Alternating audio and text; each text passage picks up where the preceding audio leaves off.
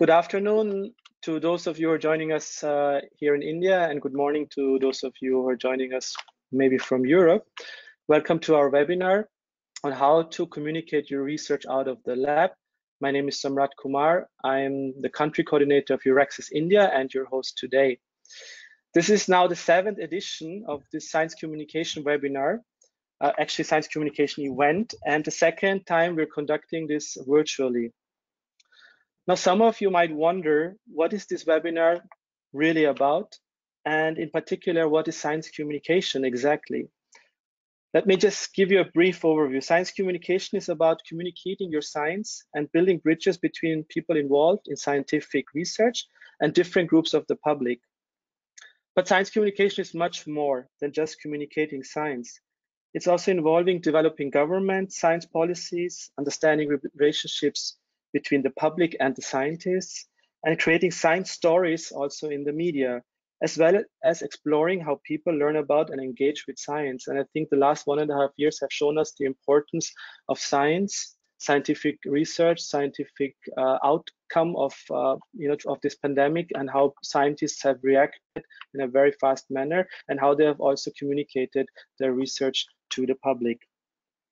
So saying this, also, of course, science communication has grown enormously in the last 10 years, and particularly, of course, the last 1.5 years, it has played an important role in helping people to learn about science, to understand science issues when they hit the news, and to have a voice in debates about the roles of science in our daily lives.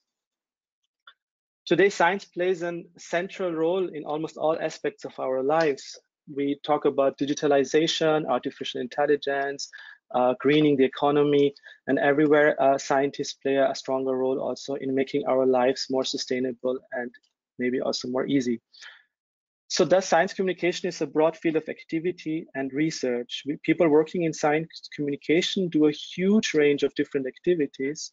Some work for the government and research councils, training scientists to communicate different aspects of their research. Others work for science centers and spend their days doing amazing experiments in front of crowds of visitors, as we will see two of our guest speakers today.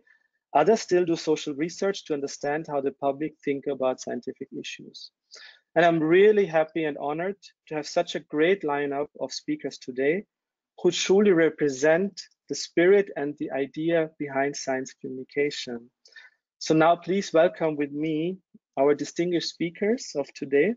I would like to start with Professor Amitabh Banerjee. Amitabh, may I ask you to put on your screen, your video? Okay, yeah. Here's I'm just surprised that I'm doing the start because I had the schedule where I was on the third or something position. No, alphabetically, I'm introducing all of you. Oh, so, just introduction. Okay, sorry. Yeah. So Amitabh is a scientist and science educator at the University of Potsdam, and also himself a winner of several science slams. And he will do something very exciting and fun with us today. Next, our dear just Arnav. A question. Yeah. Do you have a link, because my PhD students want to join and the link I sent to her is not working? Could you drop me a link in the chat which is working for the webinar? Yeah, sure. Thanks. My colleague Elida will share the link immediately in the chat. Great. Next, we have Arnav Bhattacharya, who I don't think needs much introduction. He's a scientist and science communicator at Tata Institute of Fundamental Research, Mumbai, and recently also joined the Homi Bhabha Science Education Institute, if I have the name correctly in mind. Arnav, but you will tell more about yourself anyway. And Arnav is also our moderator and actually the spirit behind the Science Slam for many years. Welcome, Arnav. We also have Dr. Mohammed Samit, who will join us in a bit. He's a physicist and science communicator at CERN in Geneva, Switzerland. I will introduce him later to you again. Also, I would like to give a warm welcome to our dear colleague Priyanka Dasgupta. She's a MSc graduate and science communicator, and currently she's working as a communications and marketing fellow at CERN, Geneva, Switzerland. And moreover, Priyanka is also a winner of the 2017 EURAXESS Science Slam edition. Welcome, Priyanka. Glad to be here, everyone. Thank you. And looking forward to an exciting session. Great, thank you so much. And last but not least, it's a very great pleasure to welcome Rohan Sarkar, who is a PhD candidate at ICER Kolkata, but he's also the winner of last year's Science Slam 2020. Hey, Rohan, very happy you were joining us also and giving us a bit of more insights about your journey as a Science Slammer. Happy so now, to be here. Yeah, great. So Arnab, now I'll give the floor to you, and please tell us a bit more about how we can make science more accessible and fun, and what is the Science Slam all about? Absolutely delighted. So can you make me a presenter and then I can start sharing? Absolutely. Okay. Here, you should be now a presenter. Yes, I see that.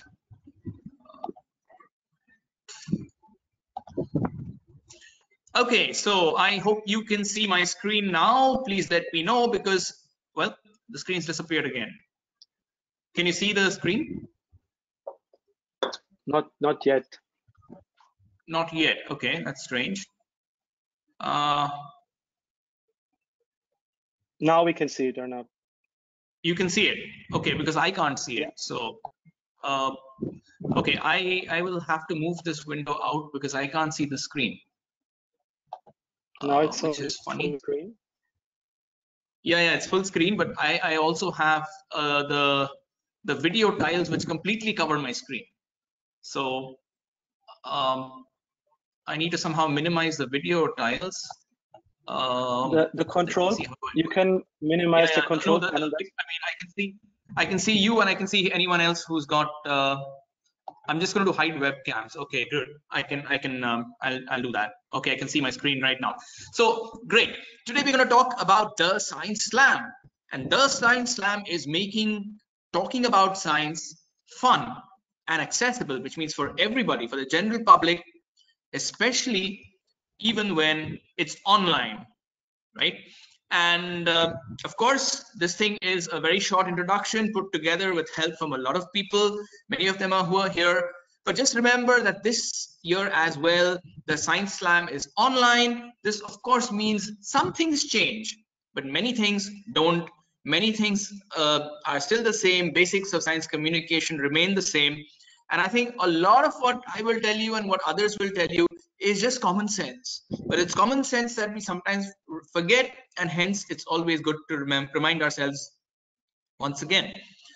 Now, the biggest change that's going to happen in a regular Science Slam, which you see on the top, versus an online mode is, yes, we want to make it fun, we want to engage people, but we can't see those people. It's it's a audience that's not visible. It's an invisible audience that you're trying to communicate to, and that's what makes it a little bit more challenging. So, if you're here and you want to fall asleep after 2 minutes, let me just conclude my talk and give you what the summary of the talk is. The thing is, there are three aspects. If you remember any presentation, whether it is any communication, whether it's written, oral, whatever it is, understand the purpose. Why am I trying to do this? What am I trying to say, and why am I trying to say this?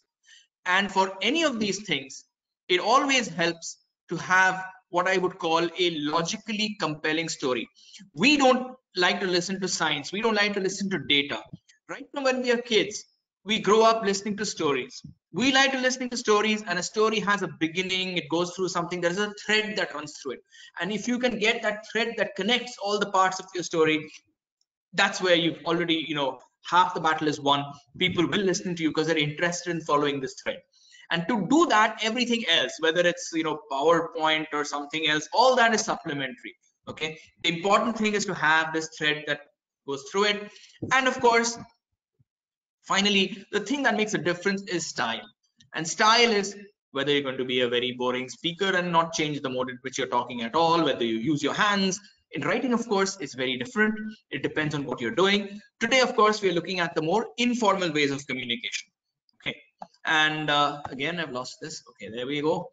So if you want to present any scientific results, and it doesn't matter whether you're presenting this to your thesis committee, whether you're presenting this to a trying to get a job, whether you're trying to present it to the public at large, or whether you're doing a science slam, always remember, why am I trying to do this?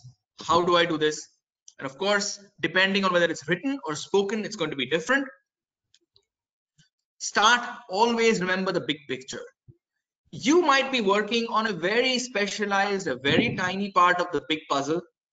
Everybody, to you, that's what you work on night and day. It's the most important thing. But to the rest of the world, it may not be so important. So it's always good to make sure you understand how does your work fit into the big picture, and start with that, tell people with that. And ask yourself, whenever you sentence, whenever you make a slide, is what you are doing accurate? Is it complete? Is it logical? Is there that thread running through? Is it clear? Is it compelling? And finally, is it needed? Okay. By the way, don't bother copying down everything. I'm sure EURAXESS will give you the slides at the end of it. I'm very happy to share them. So don't bother copying down anything. Then again, you have to practice. If you're writing, you rewrite many times. There's a fine-tuning process that's there. You keep polishing your thing. There are some standard, pitfalls, some standard mistakes that we keep making. I'll try and remind you of some of these. But, why do we do this?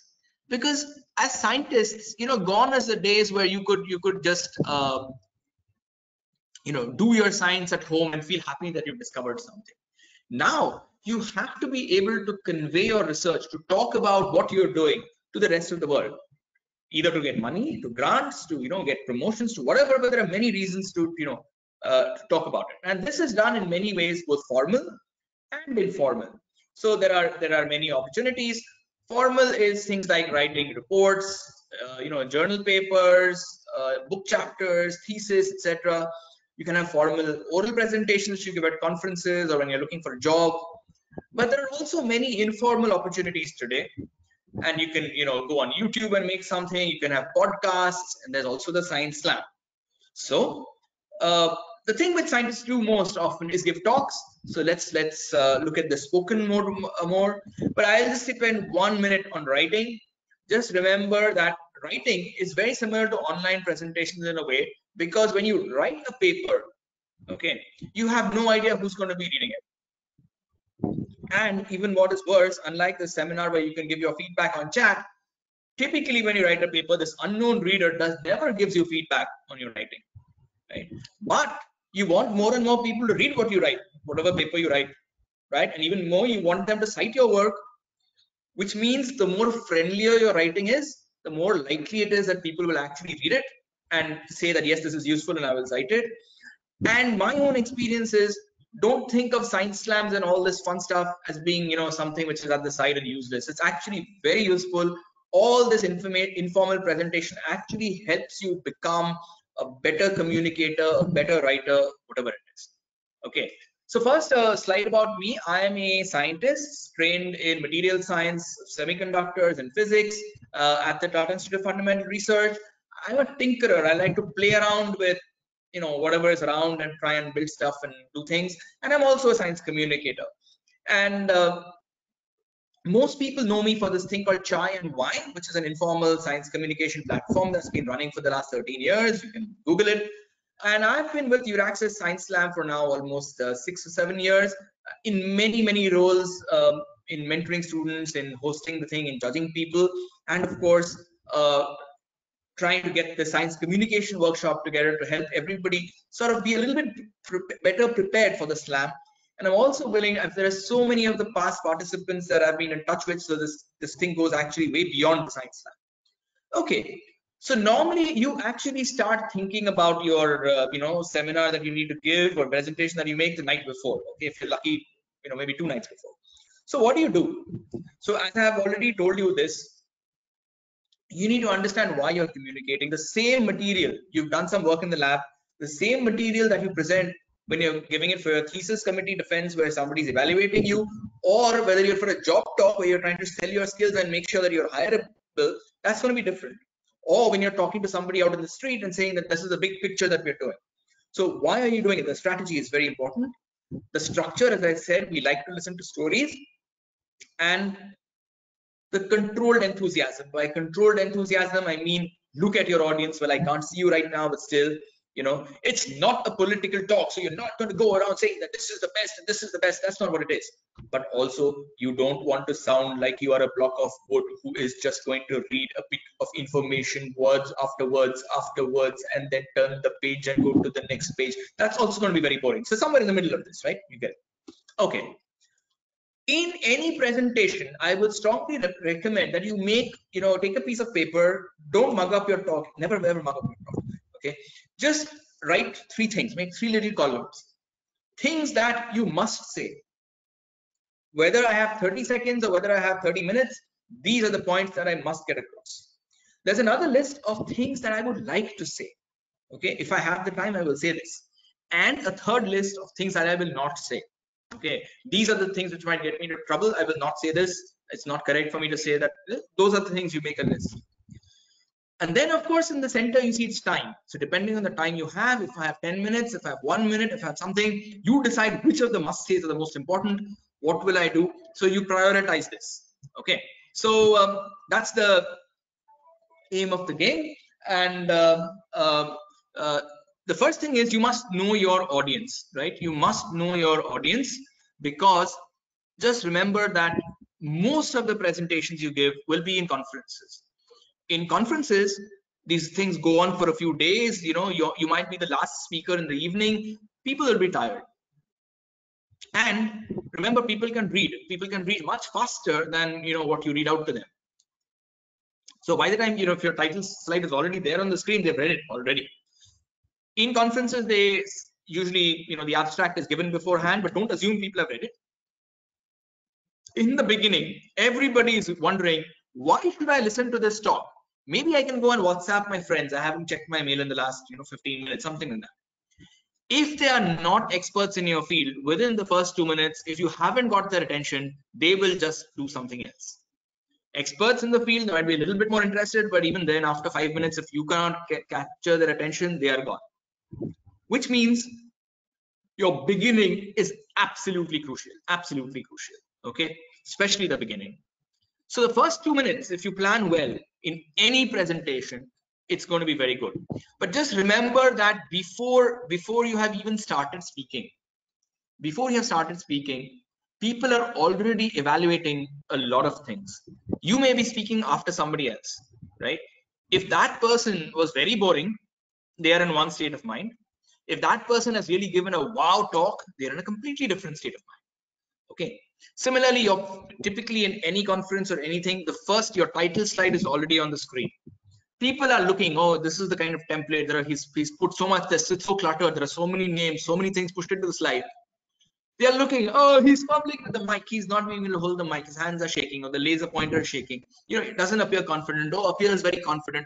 All this thing, before you've said the first word, people have made evaluations about you. If you need water, make sure you take a sip of water beforehand. Always keep some with you. Never ever read the title of your talk. Never ever read the title. And this is something which many people do. The title is there on the screen. We can see it. Paraphrase the title. Write down what your talk is about. Write down what you will say in the first minute. You will not say that. Don't mug it up. Okay. But remember that if you write down what you will say, it will help you collect your thoughts, and you will be able to put forth what you're going to try to say without reading the title. And in case your talk is something we're going to present some key result, don't hold that suspense till the end. Say that in the beginning. That way people get excited and they will follow you. Okay, so don't try and cover a zillion things. Keep it short and simple. Get a few key points across. And this is true whether it is a science slam or whether it is something. Don't give a very complex story. Give a few key points, explain them well. Okay, and you may have to repeat what your key points are so that it actually gets in. Now, the most common talk you'll give in life is something like a 20-minute talk, and I'm not going to go through details of this, but you can have it in the slides. So what is very often people forget to give a background or motivation. Always remember that where is the work that you're doing fitting in the big picture is something which is very important. Don't get bogged down in methods. Methods are something people can, refer to later. Tell them about results, right? Tell them about the results and have a carefully chosen thank you slide, and always come prepared with some backup slides to answer expected questions. Okay, and thank you. So this is the slide with which you'll have seen such a slide, I'm sure, in many talks. A little thank you written in some fancy script, maybe some flowers at the bottom. This is a horrible waste of space. Remember, when your talk ends, you often spend a lot of money going to a conference and giving a talk. If it's a 15-minute slot, you have 12 plus 3. 12 minutes talk, 3 minutes question answer. The thank you slide is what remains on screen during the question answer, unless somebody asks you a question requiring you to change a slide. So, put lots of useful information on your thank you slide, on your last slide. Put something where people can actually, it's going to be on screen. It's free advertising time that you're getting. Use it. Okay. So remember that choices of fonts, etc., are important, especially for online presentations. Choose clean fonts. Clean fonts, Sego, Roboto, these are good for online presentation. Don't choose what are called serif fonts. They're very difficult to read. Make sure the lettering is large enough, right? Don't just generally use color for the heck of it. It can be very distracting and annoying, right? The standard stuff, don't show things which can't be read, graphics which are too small, numbers which are, or tables which can't be read. And if you are in science and presenting data, this is one of my pet peeves. Never ever do this. Okay, what is this? It just says always label your axes. If you have graphs, make sure that your axes are labeled. Okay, and beware with animations. Animations do not work very well in the online world. Sometimes the animations can go really too far. You can use some very simple appear animation if you want, but then don't really try and make things very fancy, because otherwise it's just something. I would say for online, actually minimize animations, right? And always remember Murphy's law, things will go wrong. So make sure you test everything. As you saw, I had trouble with this new webinar platform, not being able to see myself. I still can't see myself and I think I can see my presentation, thankfully. And have a backup of whatever you're doing. Okay. And always spell check, grammar check, etc. But don't believe randomly, because for example, I use a lot of chemical formulas in my things, and they're always marked as wrong. Okay. And my own little tips. You have slides. Remember, you need a story. In the story, what you need is a connecting thing between slides. That's what you need, right? Get the connector statement. You end with this I've shown you. Now you might be wondering, how did this come? Let me show you on the next slide. That way there's a connector. And just remember that, especially when you have a live audience, look at people, smile, breathe, don't get so nervous and scared and just completely into your presentation. Remember, there's a world outside as well. If you can, insert a little personal touch to it, a little bit of humor, etc., and practice. There's nothing like practice. That is something which you can. Now, one thing about online, just remember that most people today are watching it on a mobile phone. Okay, and mobile phones and laptops today have these longer screens, so it's better to use a widescreen aspect ratio, but don't fill the slide. Because usually, especially on Zoom, the video of you will come in the top right corner or someplace. So if that covers the information in the slide, that's not very useful. So don't cover the whole slide. Use clean fonts, no animations, number your slide, because that way when somebody asks you, look, I had a question on slide 13, you know exactly where it was. And since people, you can't always see people, it's good to always check if what I call the all is well check. That can they hear you? Are you fast? Do you have a question? You can interrupt and ask them once in a while. Okay. Now for the slam, this is last couple of slides. 10 minutes is what you get for a science slam. Now this is a very, very, very long time if you're live on stage, but it's a very short time for a scientific talk. You cannot make a second. You have to be within time. There's no second chance for corrections. This is not a talk. It's a platform where we want you to have fun, and you want the audience to be able to see that you're having fun and join us with this. So which is why that pre-evaluation, the way you come in, all that is much more important. Your opening lines. And remember, it's not experts judging you on your scientific content. It's the audience who's judging you. And the audience is going to judge whether they understood something, whether it was a nicely structured thing, this logical thing going through it, whether it was entertaining, and whether it was creative. So these are the questions you focus on, not merely your content. Of course, your content is important, but that's what it is. And if it is live, not just a recording, now it may be a recording this time as well, but remember, you are live. If you know how to dance, sing, jump, do an experiment, do something. Don't just give a talk, but remember, it's a science thing. It's not an item number.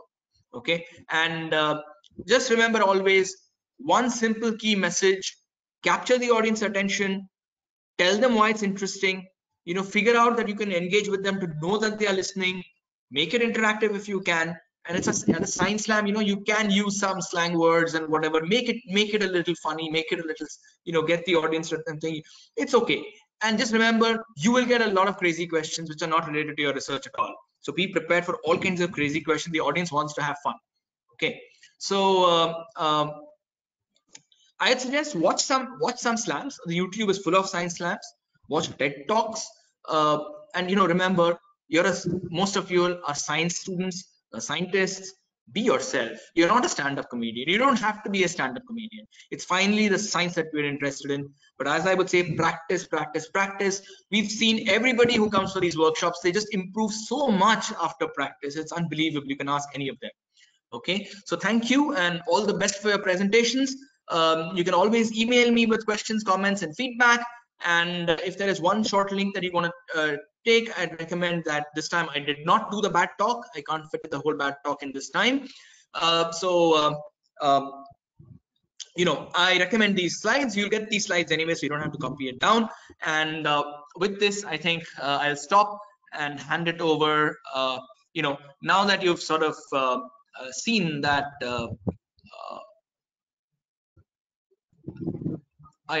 I'm going to make Samrat the presenter, I think. Is that the way I get out of this? People can see me. Now I don't know how to get back. Okay, anyway, but I'm done.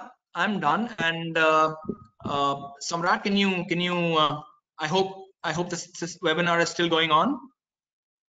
Yeah, of course. Thank you so much, Arnav. Okay, because I can't see anything. This is so crazy. Okay, I've got you back now. And now that I stopped sharing, I've got you back. Okay, so Samrat, let's get Rohan on board now. Why don't we do that? Right? Let's get a young guy who's just won a science slam. Absolutely, yeah. I think that's going to be exciting to hear from Rohan. Like, he's actually our first virtual slammer, like science slam winner. It was last year the first time we had the science slam virtual, and this year as well. So Rohan, please tell us a bit about your experience with the science slam and the journey, and any tips for the potential candidates who want to join the science slam this year. Yeah, thanks Arnav and Samrat for having me over, first of all. Hi everyone. Samrat has already introduced me, but I'm Rohan, and I'm currently doing a PhD in animal behavior, specifically dogs. And yes, I was part of the last year's slam, which, by the way, let me tell you, was one of my highlights, over the very horrible, mostly rotten last year. I think I was actually recuperating from an accident at home when my supervisor, she tagged me on one of EURAXESS Twitter posts. So I didn't know about EURAXESS at that point.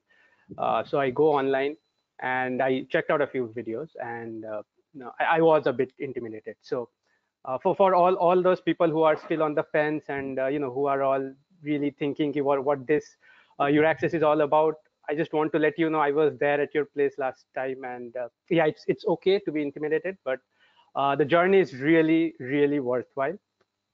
For me, it was I actually came across Prabhahan Chakraborty, who was also one of the past winners. So I came across his video, and I had actually met him briefly the year before. He's one of my senior's friend, and then I saw him on the screen, and I was like, okay, this makes it a bit more relatable to me. So maybe there's a chance for me. And you know what, I've been so I don't know if you guys know this, but so I'm a big fan of a cappella science and Raven the Science Maven. They're both brilliant science communicators, by the way. You guys should totally check them out. And then ERB, Epic Rap Battles. And I thought, you know what, it's maybe I've always seen them on YouTube and Twitter and whatnot, and maybe it's like it's my opportunity to do something similar. And yeah, so that's how I just decided to take part in EURAXESS Science Slam. And the journey was glorious. It was mostly exciting, sometimes frustrating.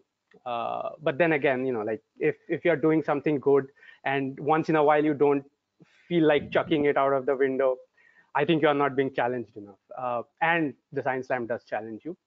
Of course, doing it online, doing it offline, both different experiences with their advantages and disadvantages.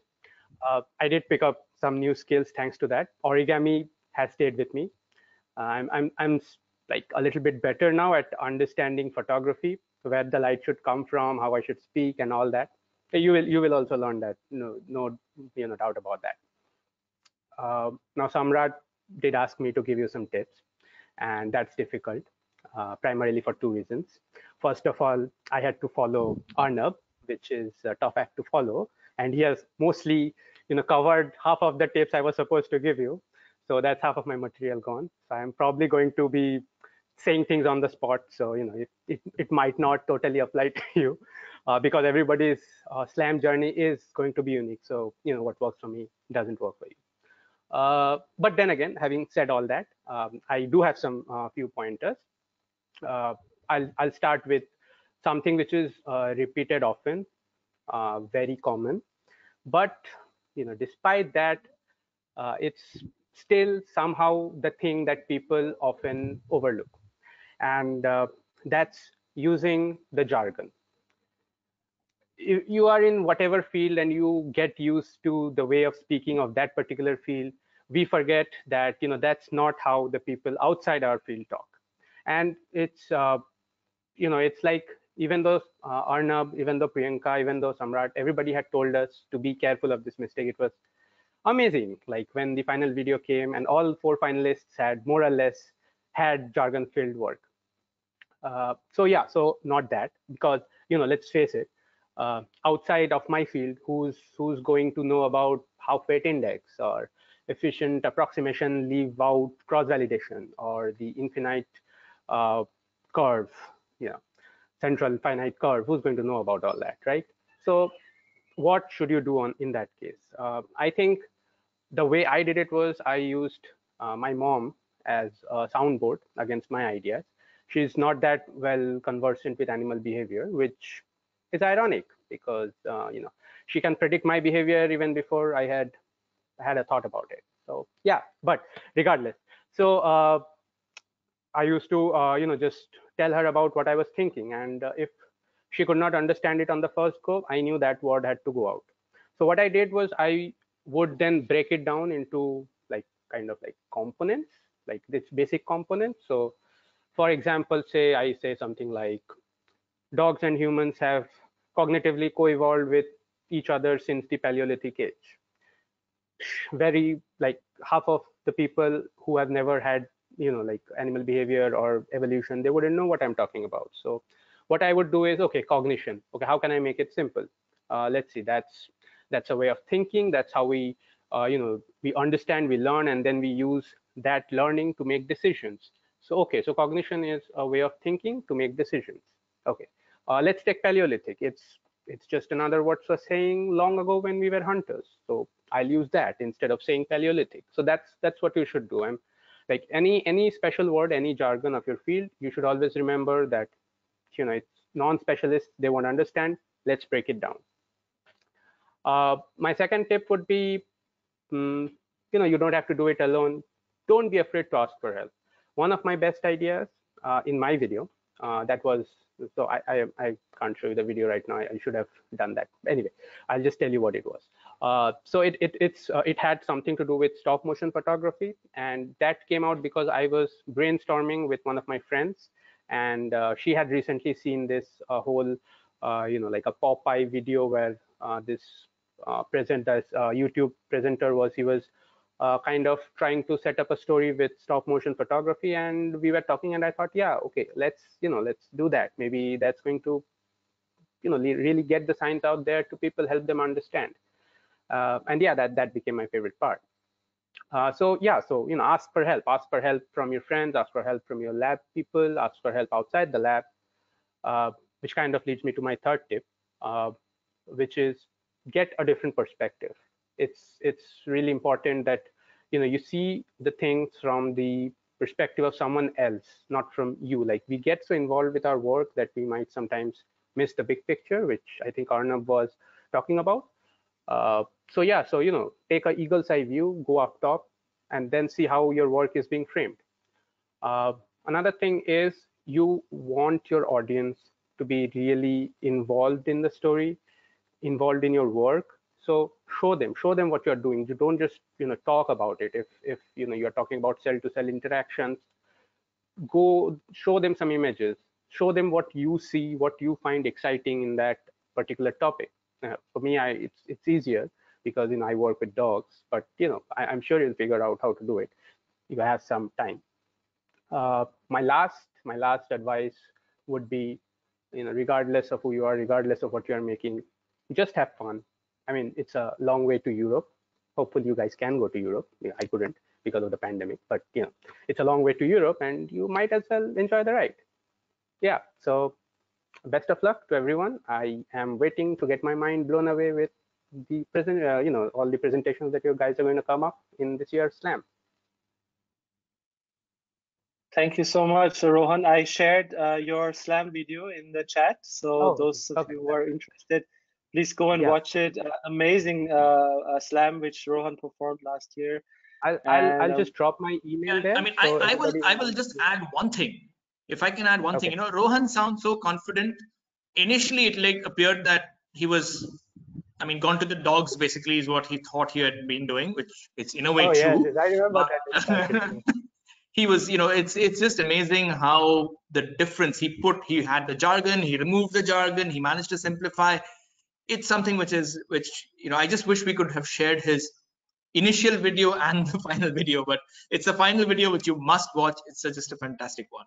Anyway, go ahead. I remember, in fact, so Arnab and Priyanka will most likely help you this time too, and you are in great hands. But I remember this one discussion. So when I was talking about my final video with Arnab, and I very distinctly remember telling him that I think everybody. So we had one participant who was talking about magnetic nanomaterials, and then there was Soumya who goes out on cruise, which is probably the favorite part of Arnab's, like her favorite part about going on cruise and everything. And then we had another person who was working in cancer, and I thought, okay, I'm just working on dogs. And I expressed this doubt to Arnab, and he was like, you have got such good things out there, get like show them what you see in your work. And so yeah, so he's right. I look confident now. I wasn't then. So you guys don't need to worry. You'll probably be here next year. And I just shared also your entry video in the chat, so the audience can see the difference of your entry video, which made you be selected to the finals, and then your final Slam video, of course, where we also gave the finalists some guidance on how to record and what to consider during making the video Slam, right, Arnab? So yeah, really great, Rohan, to have you here. And of course, we are a bit sad that you couldn't manage to go to Europe, but we still, you got the first prize, and we know that it also will help you in your career development. And I'm very happy to hear also that you said that Slam was one of the highlights of the last year, which we know was quite of tough for all of us. But I think the Slam brought some fun and happiness to all of us. And yeah, I've dropped my email. I'm not sure if it has gone to the everyone. I think it's okay. It's gone to organizers and panelists only. But I'm sure they will share it. Yeah, okay. Yeah, we'll share it with everyone. Yeah. That's okay. So Arnab, I think it's time to. Thanks, Rohan. Thanks so much for sharing your thoughts. Thanks so much. Arnab, I think it's time to go to a real experienced slammer in Germany. Hi, everyone. Here's Amitabh. Yeah, Amitabh. Okay. And Amitabh, I heard you have some real surprise for us today. You're going to do something live with us. Is that true? Or? Yeah, I think this whole session is live, but yeah, I have something to show you aside of my slides. So, but actually, I'm a little bit worried because I listened to Arnab's talk, and I realized actually that I'm doing a lot of things wrong. So I invite the audience to note all my mistakes and weaknesses on my slides and everything, and just put them into the chat. Then I can just save the chat and I can work on my presentation. Okay. So shall I start? But I thought you were going to show us something, right? I mean, Amitabh actually said he's going to do a slam rather than, you know, talk about how to do a slam. The best way is to do a slam, and we'll watch it. Actually, no, I thought my idea is I will do the slam. Just a second. Okay. So first of all, let's share the slides. So, okay, you can see my slide. Yeah, I'm going to give you a Science Slam talk, but I will interrupt my talk and give you side notes about my, what I was thinking when I was creating this slide or this feature in my lecture, so that you can kind of behind the scenes, the making of my slam. I'm trying to give you both at once, the slam and also the background information. So yeah, I would like to start with this slide. And as I learned from Arnab, I should not read out the title. Actually, the title is just the translation from German. This is my first tip, actually, and I think this tip hasn't been told yet. If you can, do your Science Slam talk in your comfort language. And my comfort language is actually German, not English. That's why I'm now leaving my comfort zone. Yeah, and that's actually a pity, because if you are in your comfort zone, in your comfort language, you can make jokes. Yeah, for instance, if I would start to make jokes or political jokes about parties here in Germany, maybe you won't get them.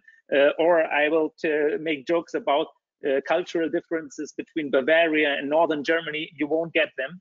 So, but for instance, if I would give you this talk in Hindi, because my Hindi is rubbish, so मेरा हिंदी बहुत खराब है, मैं ये talk Hindi में देंगा, आपका बहुत हंस आएंगे. So I'm not giving it in Hindi, but yeah, that's my advice. Try to give you your talk in your comfort language. But you guys are lucky because English is your second mother tongue, and yeah, it's not mine. But I will try to give you this talk in English. So yeah, my talk is about education, and I want to educate students in Germany about STEM. STEM is the short form for science, technology, engineering, and mathematics. And as Arnab told you before, it's important to point out the big picture. Actually, this slide was titled with motivation. I added spontaneously the big picture. I want to give you the big picture here. It is, in Germany, students tend to find STEM education as boring and irrelevant. And this is a problem in Germany. Why? Because Germany hasn't a lot of resources. Yeah, the only resources we have is education, as brilliant scientists, for instance. But in the last 20 years, we have a huge lack of scientists, especially in the STEM area. So that's why actually we have to import foreigners, actually you guys here, to Germany. And my job is to fill up this gap. Yeah, to educate the students, to motivate them for STEM, because then we can fill up the gaps with our own people. And this is a little bit ironic because I'm actually an Indian guy, so was born in India, but I grew up in Germany. So that's a little bit of ironic, but yeah, that's what it's the big picture. So how shall we do this? How should we motivate students for STEM education? So the key elements for that are actually two factors. First, we need relevant context. We need to educate them on interesting, relevant context. For instance, climate change. You heard about Fridays for Future. That means our students, they care about their future, about the climate. And that's if you can manage to put your content round about context like climate change, energy supply, and so on, then students will gain interest. The second component, which is relevant for our subject chemistry, are hands-on experiment, because learning is not only going through your head, but also through your hands. If you put hands on something and do the experiment yourself, then you will learn better and you will understand better and you will gain even more interest and motivation. So this is so far for the big picture. Now I'm breaking down to the next level. As I told you, I will always give you some side notes. The next level is, so what is our aim to do? How should we trigger this big picture? So this is what we call in our research curriculum innovation. Okay, this is, I think I don't have to explain this term to you, curriculum and innovation. We want to innovate the curriculum. So we focus on something which is called organic photoelectronics. And Rohan was talking about jargon and technical terms. And this is a technical term which the normal audience, the layman, does not know. So what I do when I introduce such terms, I actually, this is composed of 3 words. I explain each word. So let's start with electronics, because this is something everybody knows.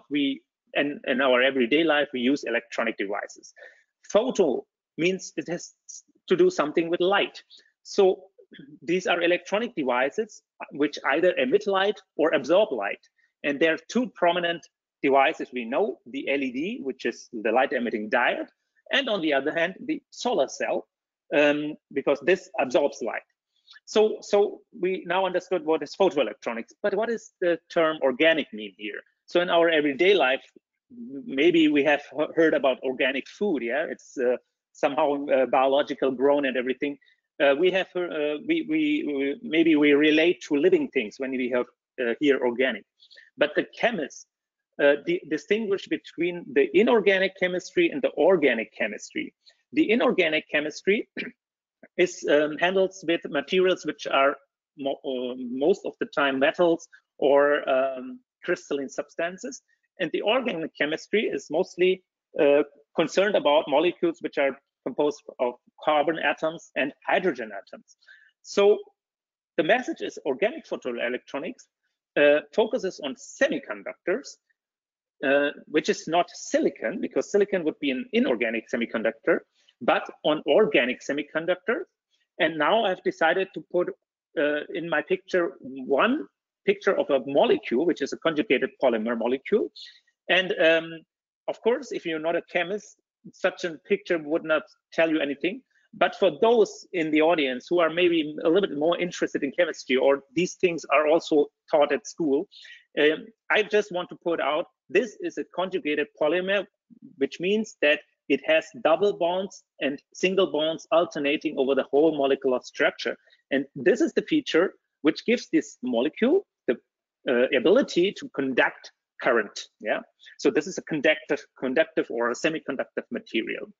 And what is also nice with these materials, and this is why I put this picture on the slide, we can solve these materials because silicon cannot be solved in a solvent. It has to be evaporated, and these polymers can be solved in a solvent, and then I can apply it on any surface.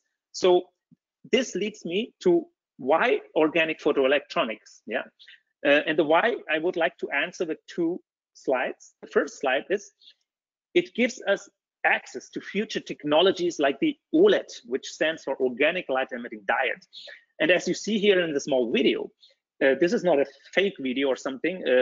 This is a real video. It shows a display and panel of an OLED, which is flexible because polymers are flexible. And these polymers, they are semiconducting, and that's why we can use them for light emission, which is done here in the flexible OLED.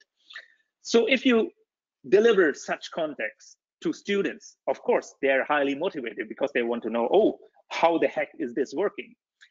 And maybe even more, because nowadays with the climate change and everything, solar cells are even more relevant for students' life. So the next technology, future technology, are organic photovoltaic cells. And what is the innovation here? We can print actually, because these materials, these organic semiconductors, can be also formulated as inks, and then you can print organic solar cells like newspapers, and they are thin, they are flexible, they're transparent, And this is a prototype of a building where the whole building, not only the rooftop, have been coated with organic photovoltaic cells, which makes the building transform it to a power supply. And this could be a key feature technology for the future, because to overcome the energy problem and the climate change problem. Okay, so I have shown you, talked about a lot about my motivation, the goal, and so on. So I'm going back a few slides. Better, I would have put this slide again, so that's a mistake. But I would like to point out something. So far, I have talked about the relevant context. Now, the next goal is the hands-on experiment. As I told you in our line, in the chemistry education line, we would like to deliver hands-on experiment to the teachers and students. So we were thinking about building our own OLED and our own cell. The first thing, we checked the literature, and we did our research on how is an OLED or an OPV cell constructed. And this is what I would like to give you as next piece of information, because that's relevant. But again, I have to simplify, because I have only normally 10 minutes for a Science Slam, and I cannot tell you the whole story. I have to pick out I would say the highlights, and to pack it into a compact information. So let me try to explain to you how an OLED is constructed. Actually, it is very simple. We have only 3 relevant materials or parts, let's say. The first part is the so-called ITO glass. And again, here I could start to explain you what ITO means. But instead of that, I'm not sure if you can still see my picture here. I would just tell you that everybody has ITO glass in his pocket or her pocket, because it's used as in every touch display. So this is just a conductive glass, yeah? So this glass is coated with a transparent conductive material, which makes the glass conductive. On top of this glass, I have to put the next layer, which will be my organic semiconductor. And here is an important piece of information, that these layers are very, very thin. The ITO layer is about 20 to 40 nanometers. The organic semiconductor is just 100 nanometers, so very, very thin. And as a top electrode, as a counter electrode, we use a metal. So if you have constructed such a device, you have to connect it to the power supply, and the positive pole goes to the ITO glass directly. That's why we haven't coated here the whole glass, and the minus pole goes to the metal electrode. And when we put on our power supply, the organic semiconductor layer is being excited electrically and transforms the energy into light. So that's how, on a very simplified version, how an OLED is constructed and how it works. So of course, we were also interested in how does an organic photovoltaic cell work. And actually, it's very simple, because it is constructed very, very similar to the OLED. The only difference is we need another semiconductor. Of course, because in OLED, what is the semiconductor's duty? It has to transform electrical energy into light. And what is the duty of the organic semiconductor in the OPV? It has to transform light into electricity. And that's why we need another organic semiconductor. And this device we connect to a consumer, like a small fan or something. And when we shine light on our solar cell, it absorbs the energy of the light and transforms it into electrical energy, and the small fan rotates, for instance. So I hope you could follow my lecture so far, and you understood why I have put and why I have decided for the one or another slide and picture and so on. So the next thing I would like to show you, and because I think Arnab also told that if you can do something, show something, do an experiment, do it. And I'm very lucky, because in my work offline, as I told you, our goal is to provide a hands-on experiment. So why not show you the hands-on experiment? That's why I invite you now to, or I would like to show you how an organic solar cell is built. And I'm now trying to share the video of my camera. So maybe Arnab, could you just tell in the microphone, can you see my hands moving here on the screen? Is this visible for everybody? Yes. Okay, thanks. Okay. So first thing is I put on my safety glasses, and this is the glass, the ITO glass I was talking about. I have already prepared it, and that's because I have only 10 minutes, so I have to prepare every step. And here comes another side note. Actually, I have already coated the glass with an additional polymer, which is called P.PSS. And this is just an information for you guys, because normally I ignore this fact, I neglect it. Because my audience, they won't see it because it's very thin and transparent, and I don't have to explain them what is the function of P.PSS, what does it do. Actually, it does only one thing. It increases the electrical conductivity of the glass, so my organic solar cell works a little bit better at the end of the day. But it would also work fine without this, but it just stabilizes it, and that's why I use it. But normally in my Science Slam lecture, I don't mention it. I just start with the glass and I tell the audience, yeah, I have cleaned it and I have taped it here, because as you know, we don't want to cover all the glass with my organic semiconductor. I want to leave a gap here. So the next thing I have to do is I have to apply this organic semiconductor. This is the one for the solar cell on top of the glass, and I have to apply 100 nanometer thin layer, and that's very difficult. Why? Because, and now I go back to the lecture slide. I would like to show you first how in a professional and in a research lab, these layers are coated. This is done by so-called spin coating, and this is a short video where you can see how in a high-tech research lab spin coating is being done. First of all, you do it in a glass box. The glass is sucked by vacuum. It's rotating in a high speed. The polymer solution gets spilled all over the glass, and it leaves a 100 nanometer thin layer. I have shown you this video. This is, again, an off note, because in the next step, I would like to show you how we are doing it, because the spin coating machines are very bulky and they're very expensive. And I told you our goal is to implement these experiments into schools, and schools, they don't have money to buy such sophisticated technical apertures. So now I want to show you how we do the spin coating, because now you are able to appreciate it even more. And that's why I have shown you the video, even if it costs me some couple of seconds, minutes of my talk, it is worth it. So what we use is just a small PC fan, which I have attached with glue to a tile. And my power supply, I use a standard 4.5 volt battery. And if I connect this here, you can see the PC fan is starting to rotate. And now I just attach my glass here on the fan. That's also a double-sided tape, so it won't fall off. And as a spill protection, I use just a plastic flask which I've cut. So now I put it like this.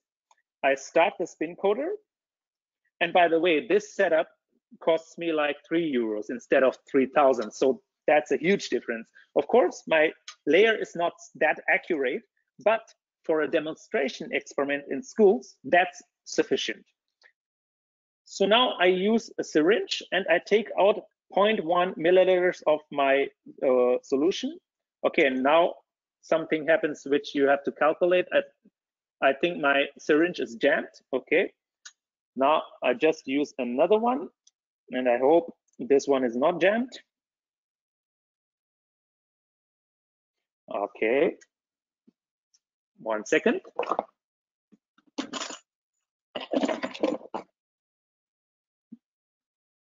Okay, I have a small pipette. I think this will also work. Okay. So now I give the solution on top of the rotating glass.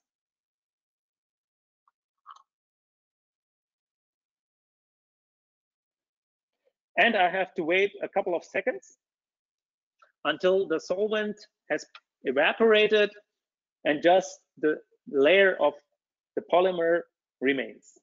So now I turn off the power supply and the glass stops rotating. Okay, now I can see, because I didn't use the syringe, I used the pipette, that I spilled too much of my solution on the glass. So I'm not sure if the solar cell will work, but I will try to continue, okay? So the next step is to remove my tape. And now you can see that only this part of the glass is coated and one part of the glass is still intact. So the next thing is I have to get rid of the remaining solvent, and I have to anneal, this is a technical term, anneal the coating, which is just, I have to bake it. Again, jargon, and instead of annealing, I choose the word baking. So for this, normally I put it on a heating plate, hot plate, yeah. But it is more fun, and this is because normally Science Slam, I'm not doing it in my lab, I'm somewhere outside. I have not the space in my bag, or I cannot carry heavy things. So I need some device which allows me to heat my plate without carrying too much luggage. So what I use is this kind of tool. I don't know if you guys know this. I think that maybe the girls know it. It's a hair straightener. I borrowed it from my wife. And the nice thing is you can include jokes like, yeah, once I had to give a lecture and I was flying, and in the security control, they found this thing in my bag, and I asked me, why the heck do you need this? Because I think you have seen my hair. So it's such kind of jokes you can include. I'm not doing it now. So I put it here on the heater, and we have to wait a couple of minutes. And maybe you can see the color changing. So this process, while this is taking place, I would like to tell you the next step. I go back to the construction. So what is now missing? We have so far the organic semiconductor, and the last component is our metal electrode. And normally this metal is evaporated in a high vacuum, which is again very expensive, very bulky, and you cannot do it in schools, etc., etc. So we had to find a way around this, and to find a way to contact our organic semiconductor with a very, let's say, way without destroying the thin layer. And what we found out is that a liquid metal works very fine. The problem is the liquid metal, maybe you know from school, is mercury, and this is highly toxic, so we cannot use mercury. That's why we use alloy made of gallium, indium, and stannum, and this is called gallium-stan. And in the next step, I would like to show you how this gallium-stan is applied. So this is just a piece of plastic we have developed, because of course, if I just put the gallium-stan, it's a liquid metal, on top of my glass, it will spill. So what we need is to fix the gallium-stan somehow. And this is just here, you know this microscope slides. I just had here one. Yeah, here.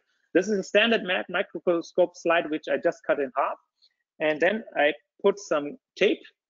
It's a little bit thicker tape here, and these are copper stripes. They are just leads to conduct the current. So I will now show you how we apply the gallium-stan. It comes in a syringe, and we just put it here on top of the copper strips. And this is a very fascinating material, because normally you don't have liquid metals in your everyday life. It forms like these spheres. Oh, no, okay, I spilled it, sorry. Oh, no problem, I can try to. Okay, Arnab told you beware of Murphy's Law. So I was not beware of it. So I don't know if it still works. It will still work, but let's try. Now it's time to take our hot glass. It's very, very hot, because the temperature of this hair straightener is around about 140 degrees, which is exactly the temperature we need, but it's very hot. So I have to wait just a second and cool it down. and I put this glass, I turned it around because the active layer is here down on the bottom. And now I put the glass here on top of the other glass. And I need some clips to fix my device.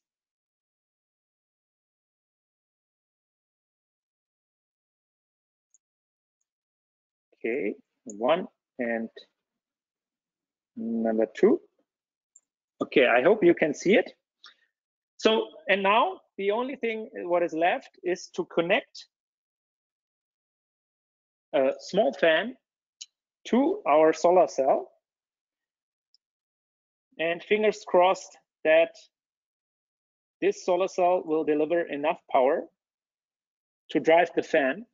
If not, I hope I can at least show you on the multimeter that we can gain some photo voltage and photocurrent. So I have here a torch which will simulate my sun, and now I will try to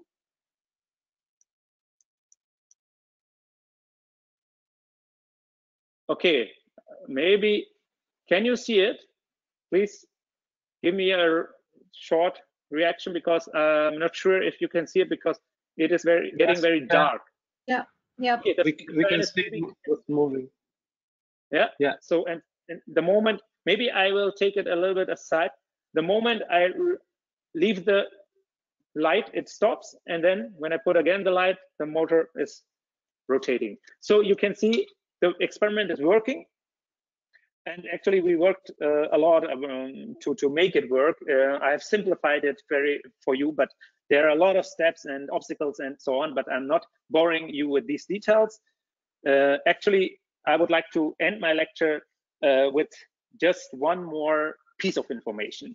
So the one thing is we want to teach the students the experiment, but of course we also want to teach them the science behind the experiment. And normally we explain them how an OPV cell works in detail, and we use such kind of animation where we have technical terms like electron extraction, hole injection, electron transport, hole transport, recombination, light emission, and so on and so forth. So this is actually the key message on the scientific level. But for a science slam, this is way too complex. You will lose the audience. So you have to think of something else, and you have to make some compromise, because in this case, I have to give up my key message, which I normally give the students in my classes. But for the layman audience, I will trigger another question, the question, how do organic semiconductors conduct electricity, and not how does a solar cell work? Because this is related to my work, but it is not so complex to explain. And the thing is, I told you that we are using conjugated polymers. And normally I would tell the audience that you know polymers mostly as an insulator, because all the cables are coated with plastic and with polymers to make them not conductive from the outside. So classic polymers are insulators and cannot conduct electricity in a circuit like here. Yeah, and I use these pictures of an Aldi bag. Aldi is a supermarket here. And why can Aldi bags can't they conduct the current? And instead of showing you the polyethylene molecule and explain you the hybridization and why it's not conductive, etc., I use something like a sketch. We call these line of people in Germany, we call them mannequin. And I tell the audience that, yeah, such molecules are constructed as a line of people, and the people are holding each other's hand. And the problem is I have no more hands free for conducting any current, any charges. That's why classic polymers are insulators. And the polymers which we use, the conjugated polymers, are conductive, or at least semiconductive, because they are constructed a little bit differently, like you see it here. Yeah, the atoms, like the people, are not grabbing each other on the hands, but I stretch out my leg, and normally I'm not sure. Yeah, can you still see my live picture? Yeah, maybe. And normally I would try to make this here happen with someone in front of me and someone behind me, and we make this picture, this line of people. This is some fun. I've done it with Arnab once. It was very fun. And in this way, we use an analogy because people cannot relate to molecular structures, but people can relate to a line of people. So that's what is my message. Try to use analogies to transport your message better to the audience. Yeah. Sometimes it works out, sometimes not, because analogies have also the problem to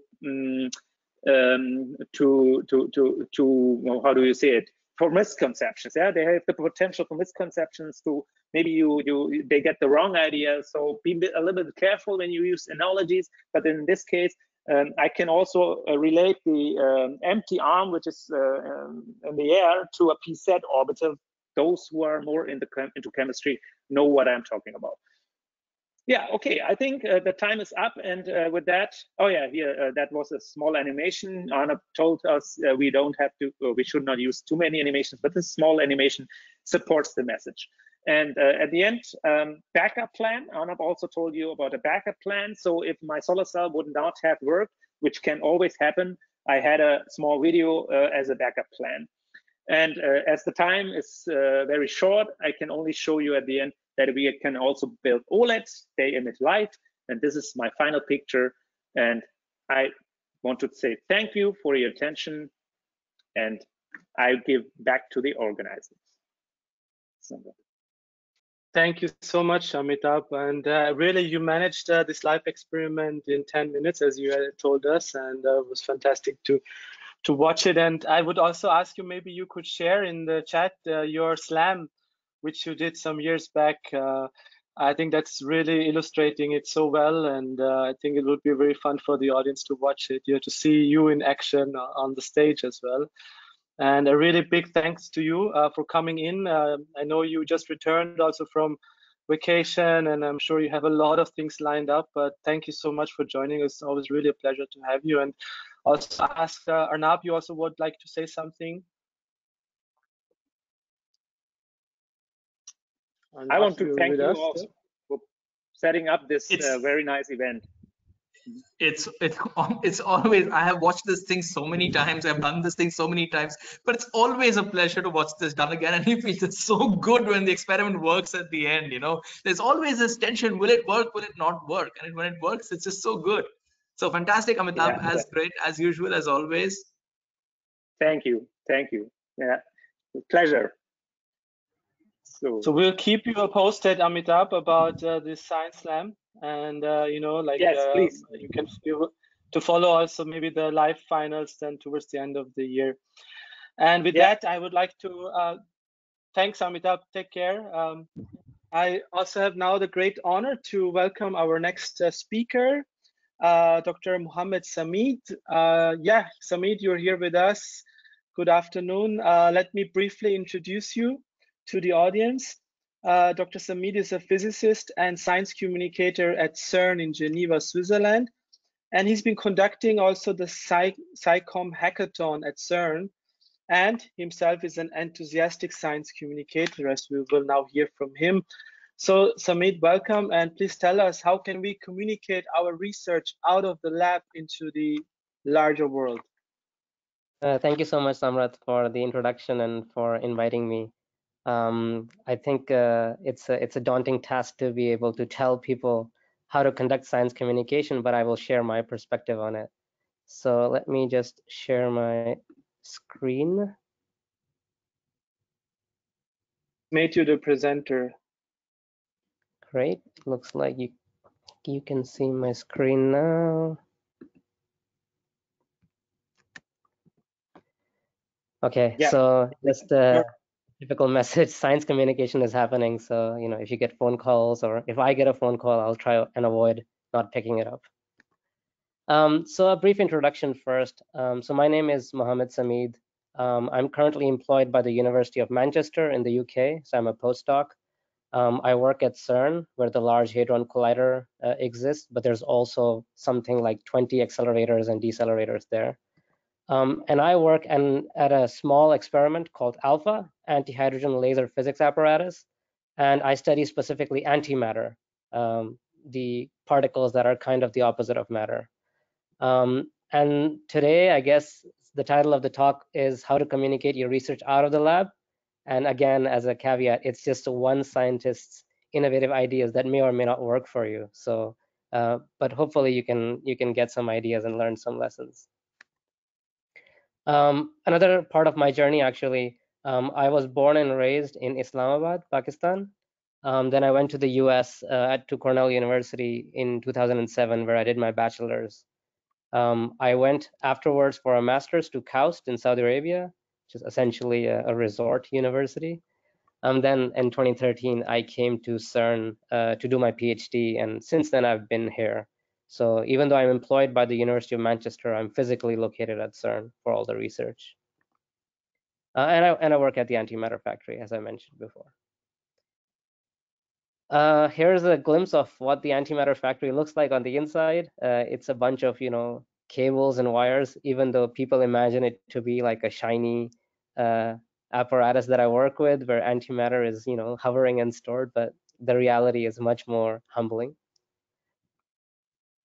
Okay, so the outline of my talk will be just a couple of points. I'm not going to tell you, how to do science communication in a general sense. Amitabh and Arnav have already covered some aspects of that, and Priyanka will cover more of it later. But I want to tell you two aspects of science communication that I found pretty interesting and that I've experimented with. The first one is actually science in reach, and I'll define this and I'll give examples of it.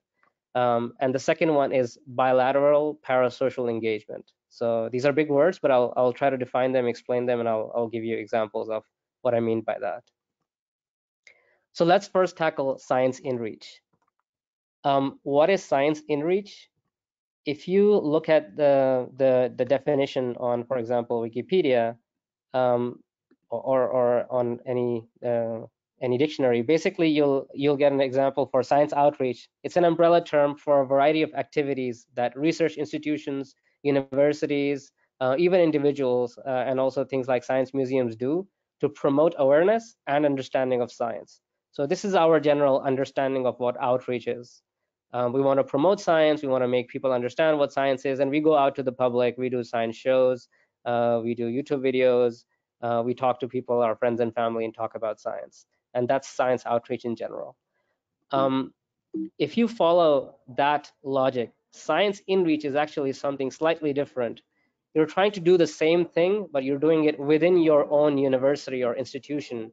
People who should, in principle, already be aware of science or the science and the research that you're doing, but in reality, they're not aware of it. For example, they're the technical staff, or they're the computing staff, or HR, or people who are in the professional services who are not researchers themselves, but they need to understand about this science so that when other people outside talk to them, they have at least some sense of what the science is happening and be able to use convincing language.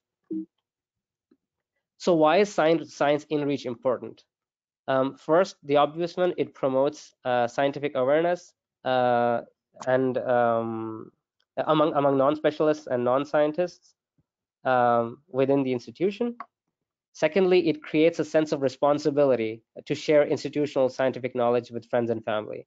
So, for example, if I share about antimatter research with the people in the IT department, they know a little bit more about antimatter. And then since they know this knowledge, and they're part of the institution, they feel that they have a sense of responsibility to share it with others, or especially if somebody asks them, for example, oh, you guys at CERN trap antimatter, can you tell me more about it? This person from IT is actually both prepared and knowledgeable to share it. And then lastly, sharing your scientific information within the institution gives you human capital for future science communication and outreach activities.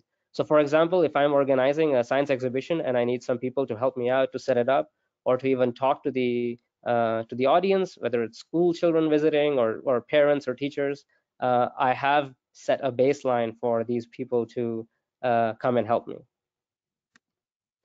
So there's a number of examples of science in reach that is taking place at CERN. Obviously, in the form of in the form of public lectures. So people are giving general general lectures, public lectures about things like Higgs boson and the standard model of particle physics and antimatter, and how cryogenics work, how you can use superconducting magnets, things like that. So basically, this is one of the easiest avenues for people to come. People don't feel embarrassed to join these public lectures, and they get to know more about the research and the science behind it. The second is actually a big one. At CERN, there's something called the CERN Visit Service. And every single day, you get thousands of people visiting CERN. So you need to have tour guides, people who will take these visitors around the facility to different sites. And guide training is actually one of the largest ways of science inReach. There's specific trainers or people who know about the science and who know about the visit point, and they explain to these guides, these future guides, regardless of whether they're scientists or not, all the details that need to be known by them to do a reasonable tour of the facility. And finally, during lunch and coffee breaks, we chat with our friends and family. And actually, this can be formalized into large groups, and you can have weekly sessions of physics with CERNies, physics for CERNies who are not scientists, something like that, so that people within your institution can get to know more about the research being done. So this brought me to the question. I saw these activities happening at CERN, and my question was, what about all the science communication inReach? Can we actually do SciComm inReach at CERN? Because at CERN, there's a lot of science communicators, professional science communicators, people in the visitor office and the event operations, people who basically manage external visitors coming in, and there's a whole team of like 15 people managing that. There's teacher and student programs, dedicated professionals who run programs where teachers can come or students can come, interact with particle exhibits and interact with experiments, and get to learn more about it. There's exhibitions, the two large exhibitions that used to exist, and now we're building a science gateway at CERN, so there's going to be even more exhibitions. Obviously, community engagement, interacting with schools and universities in the local area, and of course, editorial content production. So, CERN's video content, social media content, just digital communications in general. So all of these various professionals exist at CERN, and they're all working together as a team. But here's an interesting statistic. If you ask people at CERN if they know any of these individuals or any of these programs, apart from the visitor office and the exhibitions, nobody knows about the other services. So I think the statistics was done maybe 3 years ago, and less than 10% of the people on site knew about the other programs. So that's a glaring reality. And the idea was that maybe we need to connect the science communicators, the professional science communicators at CERN, with the rest of the CERN community, with the rest of the researchers and the technical staff. So yeah, there was no science communication inReach effectively happening at CERN. So this this resulted in an idea, what we call the idea circle dinner discussions. And the whole idea was to have a platform for scientists, educational people, communicators, and the CERN staff in general to talk about their SciComm activities and share inspiring stories and potentially build collaborations so that they can perform the science communication work together in the future.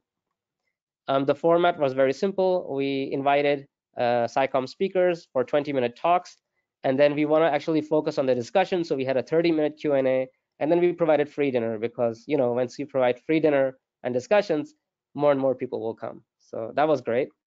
And we chose a very favorite venue at CERN. It's called Idea Square, but since we didn't want to be Idea Square, we called it Idea Circle. So we had all the ingredients set up, and what we did was that in 2019, from March until November, we organized 14 talks from all the various science communication and outreach programs happening at CERN. And we had really good turnout. We had about 30 registrations per event. So remember, this is pre-pandemic. People are actually going out of their way from their offices and coming on site to visit. And we had about 200 unique registrations during this program. And here's the interesting part. The attendees, only 9.5% of them were actually people who were science communicators, so people who already knew about all of these activities. The rest of the 90% or 90.5% of the people were actually other people at CERN who either didn't know about it and were interested in learning more and how they could contribute to the science outreach activities, or people just who were very surprised, like, oh, I didn't know this existed, let me check it out. So this was really good for us to do this activity and get people within the institution know about the research. We learned quite a few lessons. We understood that the community that we've developed as a result of doing these programs is kind of interdisciplinary and both engaged and exploring options. So in addition to doing their own work, they want to actually do science outreach. Secondly, we saw that for all the speakers, the 14 speakers that were lined up, most of them had similar challenges. For example, they're professional science communicators, but they don't necessarily know how to build one of these experiments like the solar cell experiment running a fan, or they don't know, for example, how to set up a website that they want to promote, for example, their latest video or something like that. And so, and of course, the most important one for them was they needed more volunteers, people from the scientific community, to actually join them to share the science. So we learned from these discussions that there's actually a pathway forward and a way to convert this into a meaningful collaboration in the future. And so this resulted in the hackathon that Samrat was talking about. So we decided to organize in 2020 the Science Communication Hackathon, and we decided that we would invite people from 4 different fields: communicators, designers, tech experts, and prototypers. And they would all work together on specific, very well-defined challenges, which we call sponsored challenges, because they originated from either one of the groups that was facing a specific challenge or one of the commercial entities that was sponsoring and funding the event.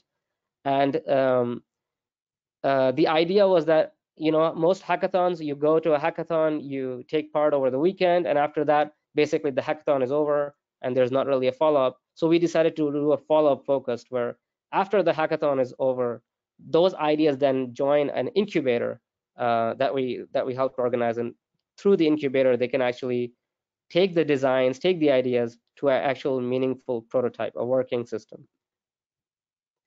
So I guess there's not that much time to talk about the hackathon, because basically the hackathon went well. It's still ongoing, but if you do want more specific information, we might be organizing the next Science Communication Hackathon early next year. So at the end of this presentation, I'll share my contact info, so please do reach out to me. But I quickly wanted to touch another point, the second one that I mentioned in my outline, the bilateral parasocial engagement. And I find this really interesting. So let's go through this carefully and let's see what happens. So what is bilateral parasocial engagement?